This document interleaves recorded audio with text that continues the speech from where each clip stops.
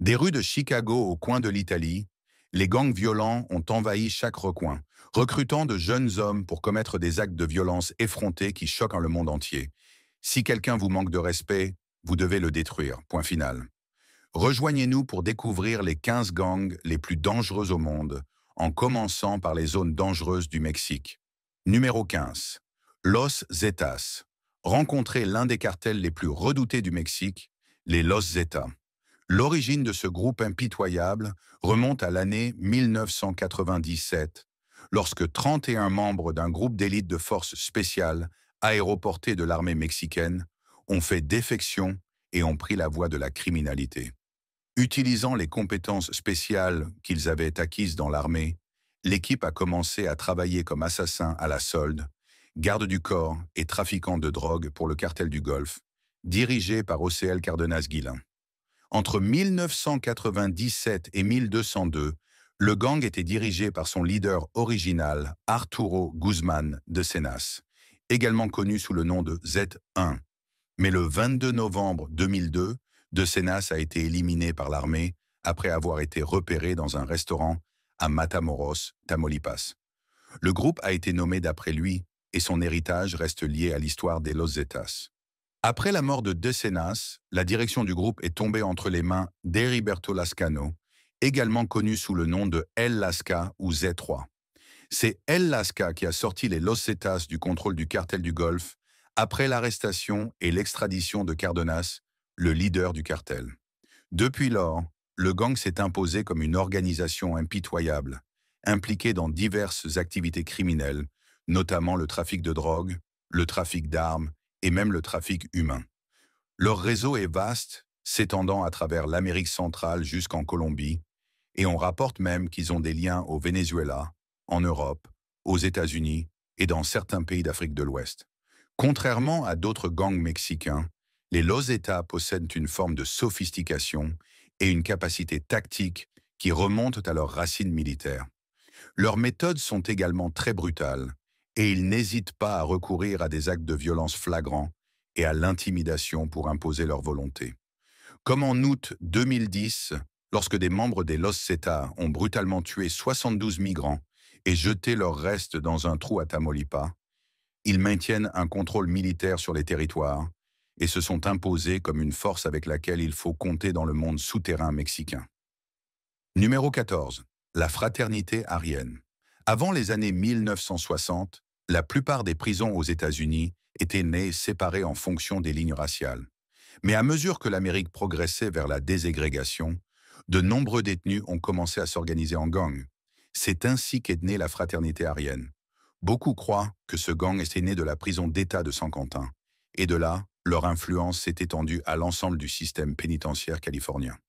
En 1975, la fraternité aryenne était devenue une organisation criminelle à part entière et était impliquée dans plusieurs guerres raciales, avec d'autres gangs de prison comme la Nuestra Familia et la Black Gorilla Family. En raison de cette guerre, les autorités pénitentiaires californiennes ont dû séparer chaque gang dans une prison distincte, et la fraternité aryenne s'est retrouvée confinée dans la prison de Chino. C'est ici que leur gang a commencé à se développer et a mis en place un système organisé de leadership. Mais à mesure que le gang grandissait en nombre et en influence, ses ambitions ont également augmenté. Dans les années 1990, ils ont délaissé les guerres raciales pour se concentrer sur des crimes organisés comme le trafic de drogue, la prostitution et les meurtres ciblés. Le gang est devenu tellement puissant qu'on disait même qu'il avait plus d'influence que la mafia américaine. Après avoir pris le contrôle du système pénitentiaire, la fraternité aryenne a étendu son influence, attirant encore plus de partisans à l'extérieur. Aujourd'hui, la fraternité aryenne compte entre 15 000 et 20 000 membres, à la fois à l'intérieur et à l'extérieur des prisons, ce qui en fait l'un des groupes criminels organisés les plus grands et les plus dangereux des États-Unis. Numéro 13. C.J. Young. Le cartel de la nouvelle génération de Jalisco, également connu sous le nom de C.J. Young ou Los Maraceta, est un syndicat du crime organisé basé à Jalisco, au Mexique. Le groupe est connu pour sa brutalité, sa violence et une histoire qui remonte à août 2009. Fondé par Nemesio Oseguera Cervantes, également connu sous le nom d'El Mencho, L'un des barons de la drogue les plus recherchés au monde, le CJNG a porté la criminalité à un tout autre niveau.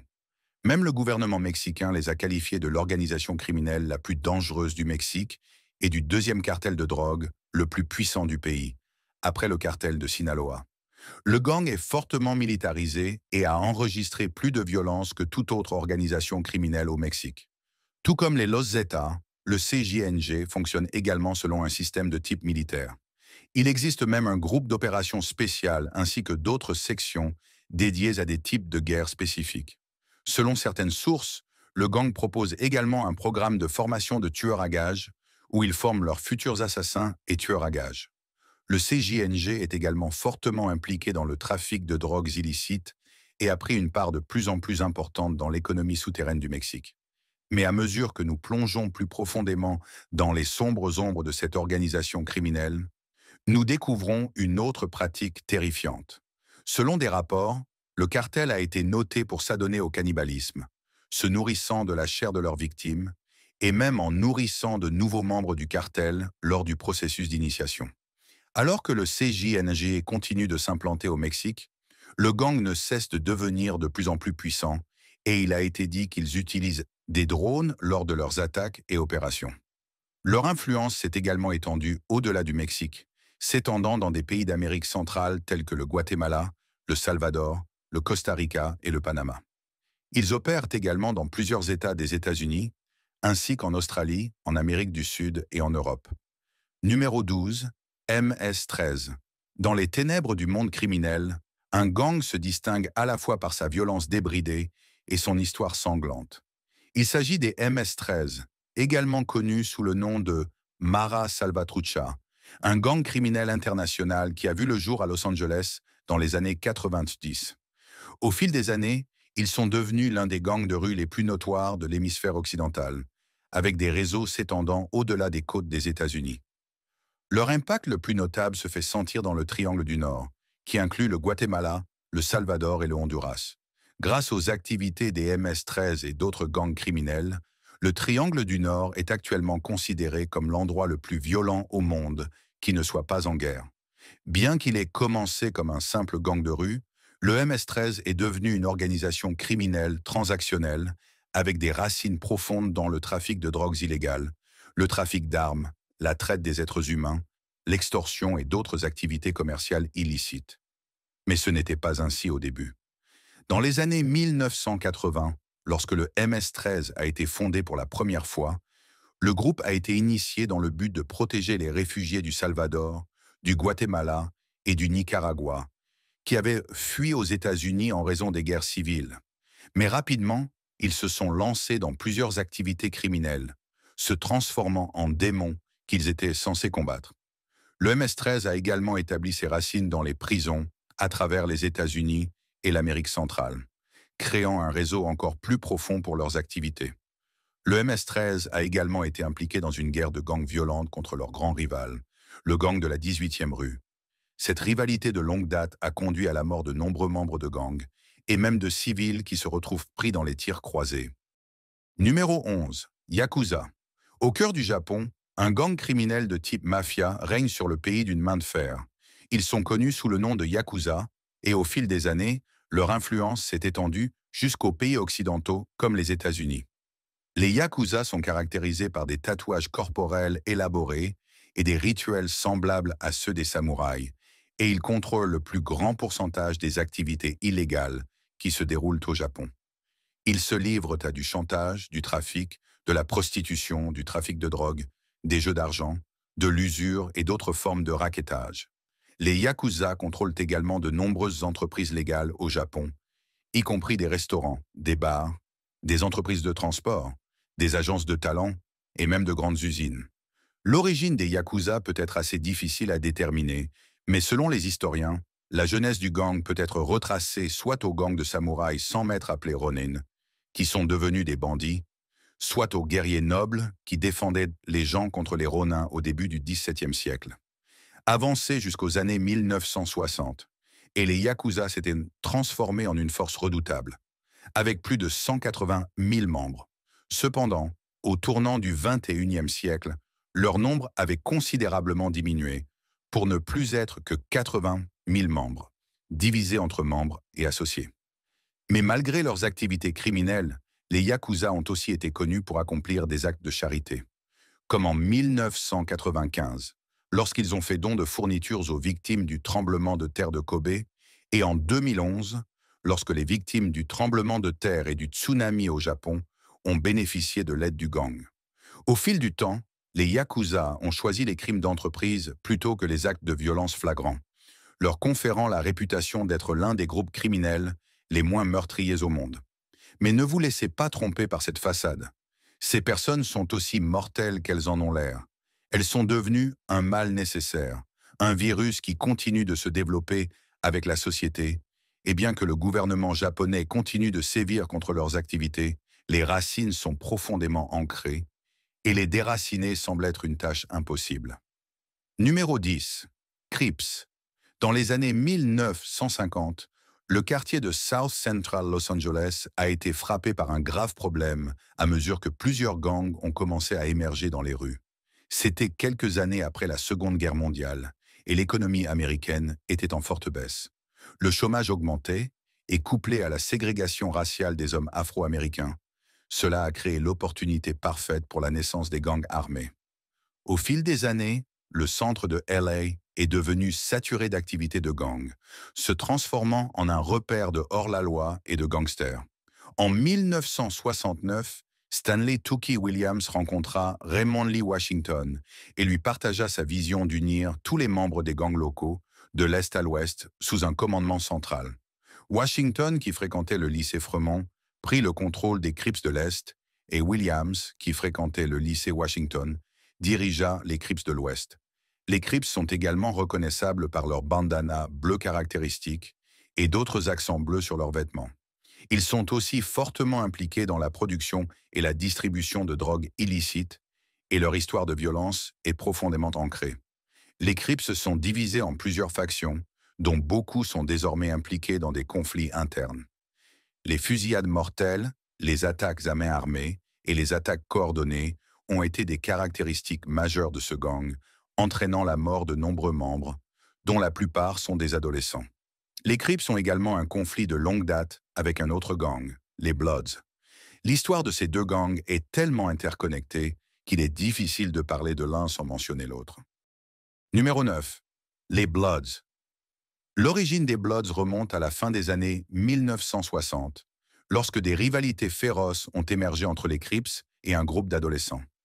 Selon l'histoire du gang, Raymond Washington, le fondateur des Crips et leader du West Side, a lancé une attaque coordonnée contre Sylvester Scott et Benson Owens, deux élèves du lycée Centennial, à Compton, Californie.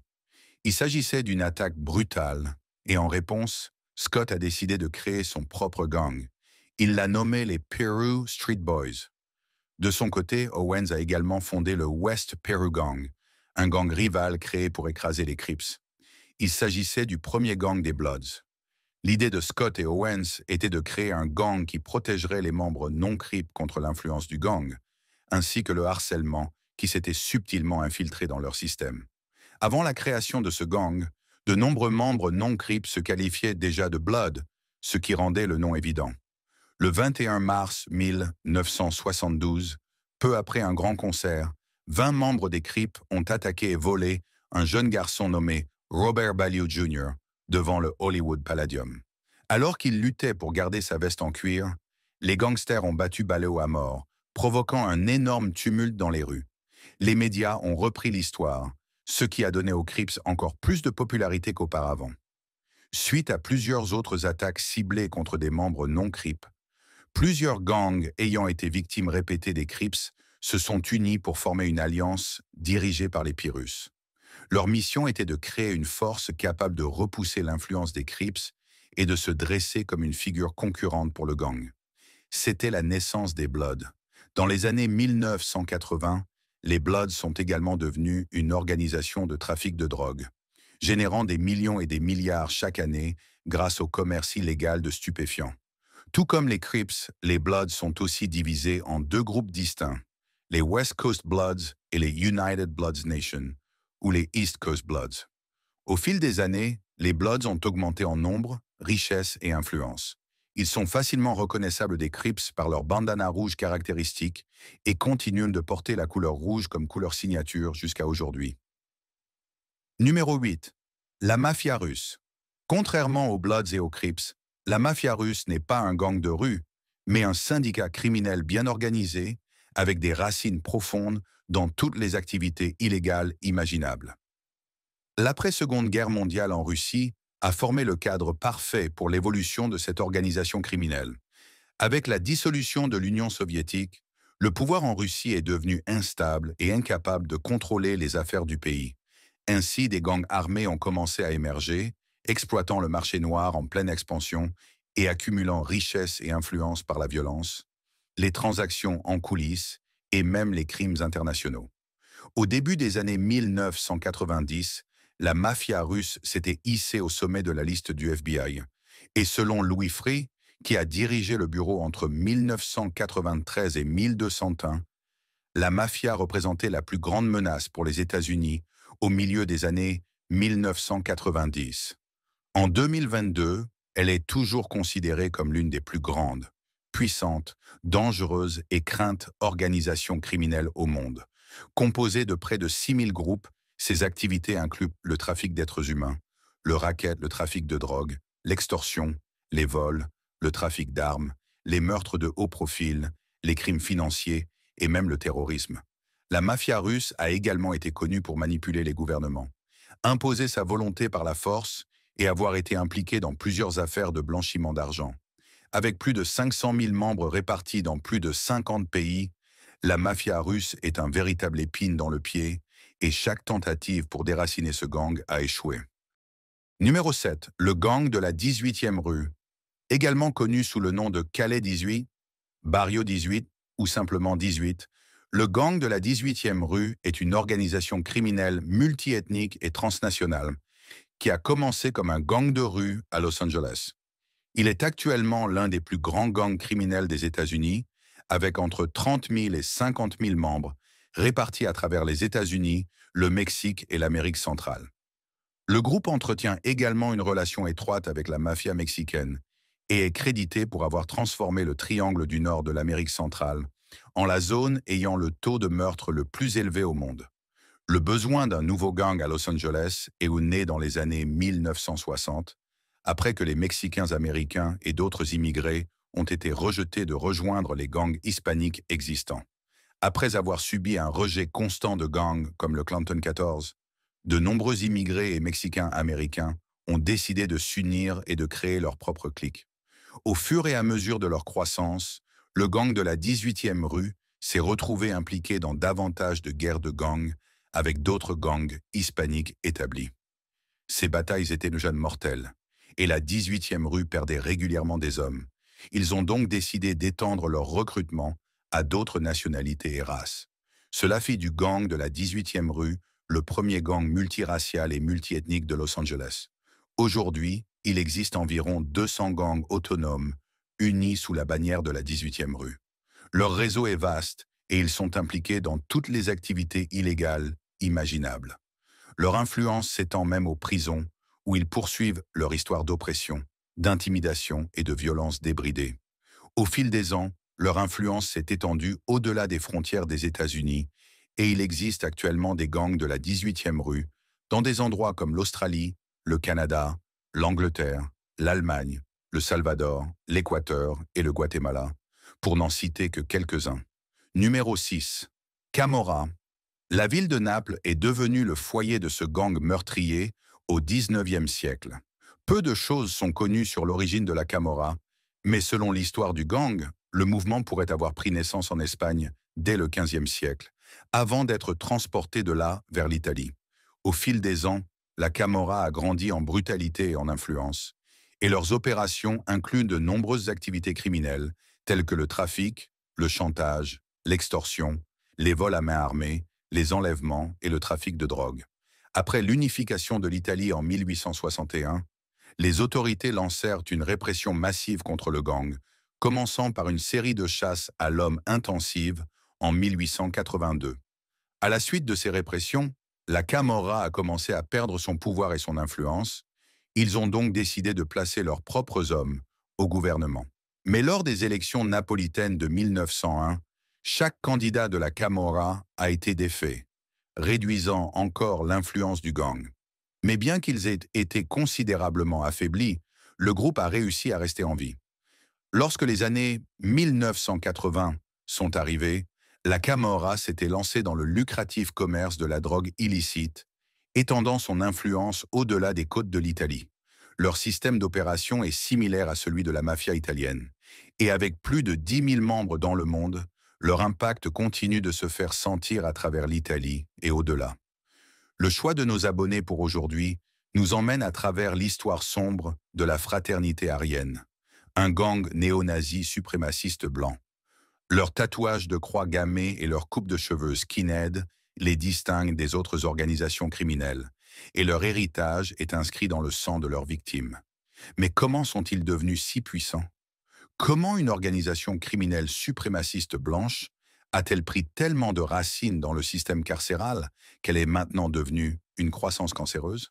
En dépit des efforts pour nettoyer le système pénitentiaire et débarrasser l'Amérique de la menace de la violence des gangs, la fraternité arienne continue de croître, de plus en plus puissante, de faire passer de la drogue, de kidnapper et de tuer quiconque se dresse sur leur chemin. Partagez vos réflexions à ce sujet avec nous dans les commentaires. Revenons maintenant à la vidéo. Numéro 5. Les Latin Kings. Formés à Chicago dans les années 1960, les Latin Kings sont un gang de rue composé principalement de jeunes hommes d'origine mexicaine et portoricaine. L'idéologie originale derrière la création du groupe était de lutter contre les préjugés raciaux auxquels de nombreux jeunes immigrants étaient confrontés. Mais rapidement, les Latin Kings se sont transformés en une organisation criminelle. Le groupe est divisé en factions. Motherland, également connu sous le nom de King Motherland Chicago, ou KMC, et Bloodline, basé à New York.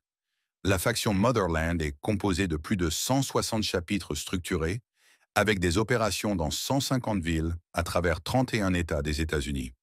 Selon les statistiques, le gang compte entre 29 000 et 35 000 membres, ce qui en fait l'un des plus grands gangs criminels de Chicago.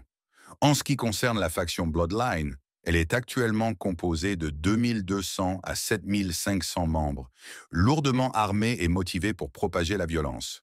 Cependant, les deux factions fonctionnent de manière indépendante et la Bloodline de New York ne rend pas directement compte à Chicago. Au fil des années, les activités de ce groupe ont été financées par la distribution de drogue au niveau de la rue, ainsi que par des séries de braquages, des blanchiments d'argent et des fraudes financières. Les Latin Kings ont également formé des alliances avec d'autres gangs comme les Bloods, le cartel de Sinaloa et les Vice Lords. Cependant, dans la vaste toile du système criminel, leurs chemins ont également croisé d'autres gangs comme les Crips, les Gangster Disciples, l'United Blood Nation, Los Salidos et la Raza Nation, pour n'en nommer que quelques-uns. Ces affrontements violents entraînent souvent des massacres, chaque groupe cherchant à affirmer sa domination dans les rues. Avec une quantité suffisante d'armes circulant dans les rues de Chicago, le bain de sang continue alors que les Latin Kings continuent de propager leur message en utilisant la violence, la domination et l'intimidation. Aujourd'hui, ils sont reconnus comme le gang de rue le plus violent des États-Unis, avec d'innombrables meurtres et fusillades attribuées à leurs activités chaque année. Numéro 4. La nation des Vice Lords. Dans le monde sombre et ombragé du sous-sol de Chicago, un autre gang, connu pour son histoire de brutalité et de violence, trouve ses racines en 1957, lorsque plusieurs jeunes Afro-Américains originaires du quartier North Lawndale de Chicago se sont réunis alors qu'ils étaient incarcérés à la St. Charles Juvenile Correctional Facility. Dirigé par le membre fondateur Edwin Pepolo Perry, le gang a rapidement grimpé dans les rangs. Dès que les membres fondateurs ont été libérés, ils ont commencé à diffuser le message, recrutant des jeunes garçons comme eux dans le mode de vie de gang tout en entrant en conflit avec d'autres gangs établis et groupes criminels. En 1964, moins de 10 ans après la création du groupe, les Vice Lords étaient devenus une préoccupation importante pour les forces de l'ordre. Leurs membres étaient très violents et ils se livraient à plusieurs activités illégales, notamment des vols à main armée, des vols de voitures, des agressions, des meurtres, des fusillades entre gangs et de l'extorsion. Mais bientôt, ils ont décidé de redorer leur image, se renommant les conservative Vice Lords. Cependant, la violence n'a jamais été loin d'eux, et bien que le groupe ait d'abord reçu une attention positive, ils ont rapidement perdu le contrôle. Ils ont même si bien réussi qu'ils ont obtenu une subvention de 275 000 dollars de la Fondation Rockefeller en 1970. Mais l'argent a finalement été utilisé pour financer leurs activités illégales. Aujourd'hui, les Vice Lords sont devenus encore plus sophistiqués, se mêlant à des crimes non violents comme la fraude hypothécaire, la fraude par carte de crédit et le blanchiment d'argent. Selon le département de la justice, le gang opère actuellement dans 74 villes, à travers 28 États, avec environ 30 000 à 35 000 membres à l'échelle nationale. Numéro 3. Mafia 'Ndrangheta. Les 'Ndrangheta sont l'un des gangs les plus anciens d'Italie, avec une histoire qui remonte au XVIIIe siècle. Beaucoup croient que l'organisation criminelle est le nez de la persécution intense de la mafia sicilienne, également connue sous le nom de Cosa Nostra. Au fil des ans, les 'Ndrangheta ont étendu leurs activités à d'autres secteurs, comme le blanchiment d'argent, l'extorsion, la traite des êtres humains et même la manipulation de marchés publics. Leur influence est profonde et de manière surprenante, certains individus de haut niveau ont même été impliqués en tant que membres du gang, comme l'ancien législateur italien Giancarlo Pitelli, qui a été condamné à 11 ans de prison en 2023 pour avoir travaillé comme fixeur pour l'organisation criminelle. Selon le secrétaire général d'Interpol, Jürgen Rock, la mafia 'Ndrangheta est l'une des organisations criminelles les plus dangereuses au monde. Et en 2021, Interpol a même dû créer une task force spéciale pour combattre leurs activités. Avec des racines profondes dans le commerce illégal d'armes et toutes sortes d'activités criminelles, le gang continue de ramasser des milliards de dollars chaque année.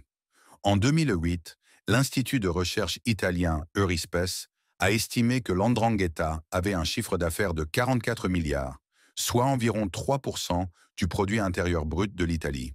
Selon Europol, le groupe investit également ses profits mal acquis dans des entreprises locales en difficulté, bien que cela soit fait avec une intention malveillante.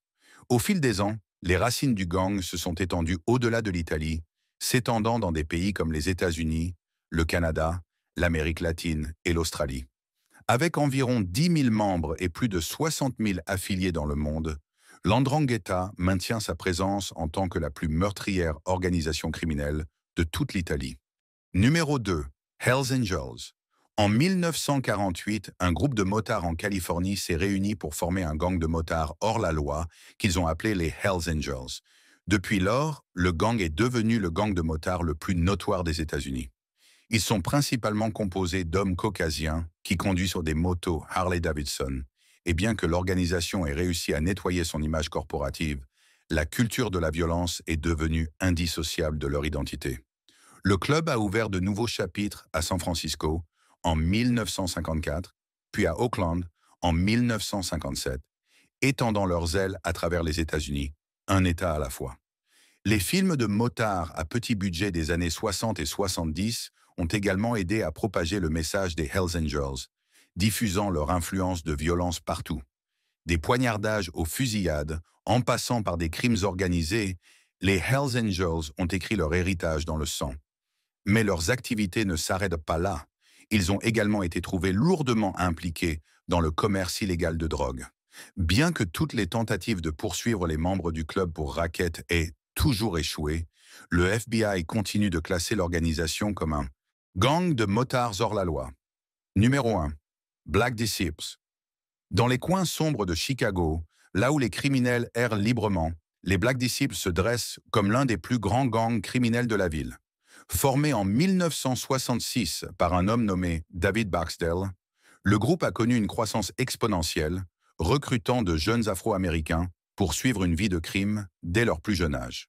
Leur série d'activités illégales comprend le trafic d'armes, le vol, l'enlèvement, le blanchiment d'argent, les jeux de hasard illégaux et toute forme de racket.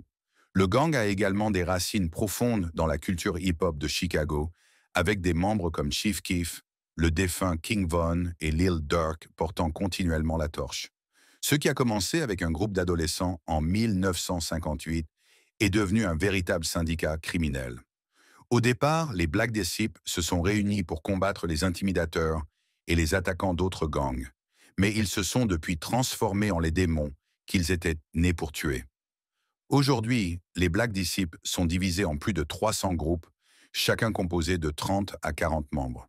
Alors que les autorités continuent de sévir contre ces gangsters, leur influence devient de plus en plus difficile à restreindre. L'histoire du gang a été marquée par des effusions de sang, de la violence et un appétit débridé pour le chaos. Aujourd'hui, ils sont reconnus comme l'un des gangs les plus meurtriers de Chicago, avec un nombre de victimes qui ne cesse de grimper.